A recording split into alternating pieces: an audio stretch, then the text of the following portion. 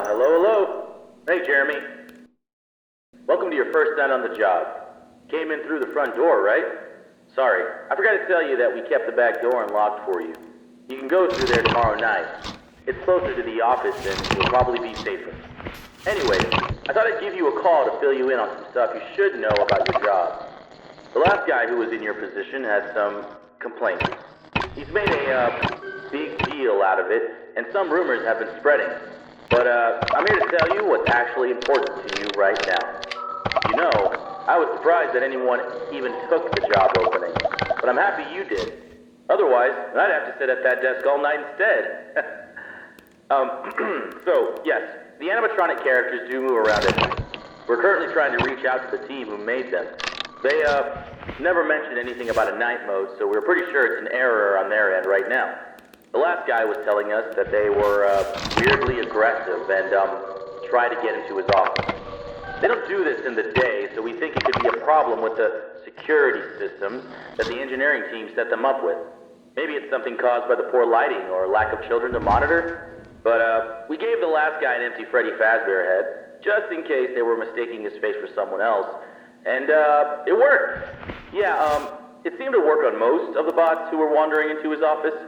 But, it doesn't work on that, puppet thing by the prize corner.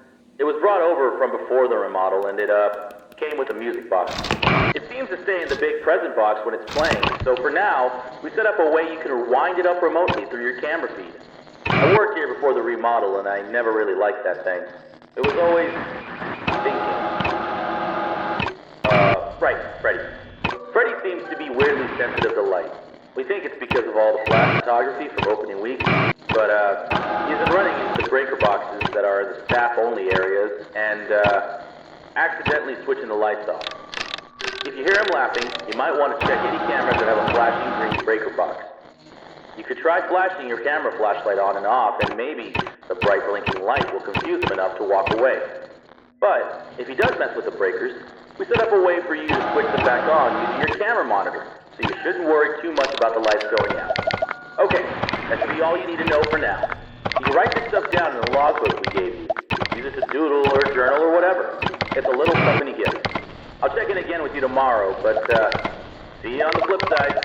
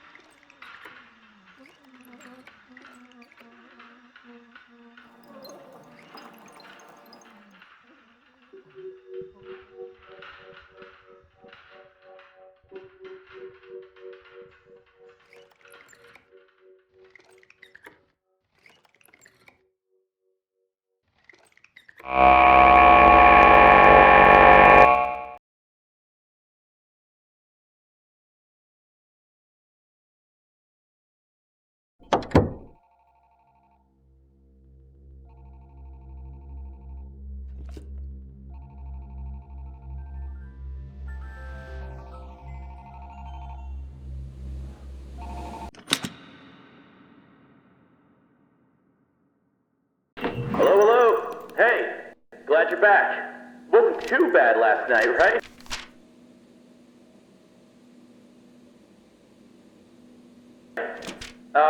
You've probably noticed the old models in the parts and service room by now, right?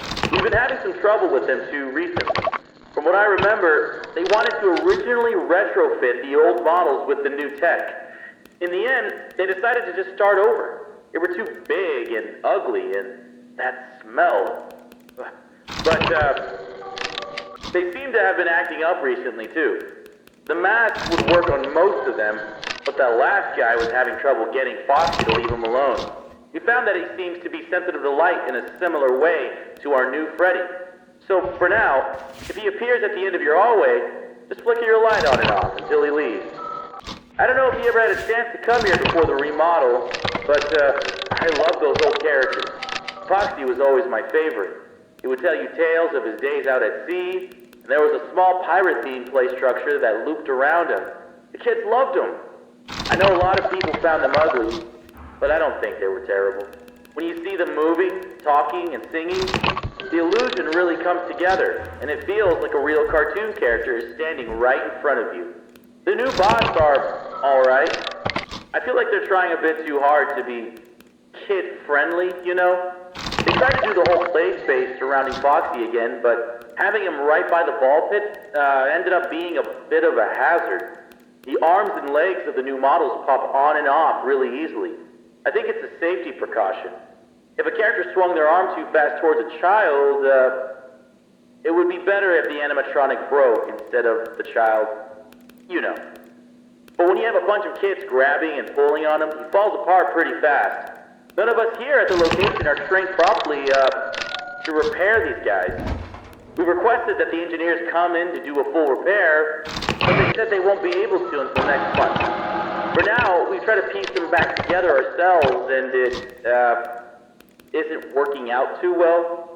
It doesn't help that a lot of the pieces get lost in the ball pit. We've had to use some parts from the older models when we can't find them. But then the next day, some kid always manages to find the missing part and just shoves it back on. We've been calling it the Mangle, because it just looks like a monstrous mess of parts now. We restricted the rooms to private parties only for now, though. It only took a week for him to get that messed up. He can't deal with much more. But besides that, the whole Kids Cove area just feels kinda lame. There really isn't any pirate stuff in there anymore, it's just bright colors. I wish they would just bring back the guy who made the original crew for the new ones. Back when he was involved in running the place, I had a chance to talk with him a few times, and he always seemed really passionate about everything he did.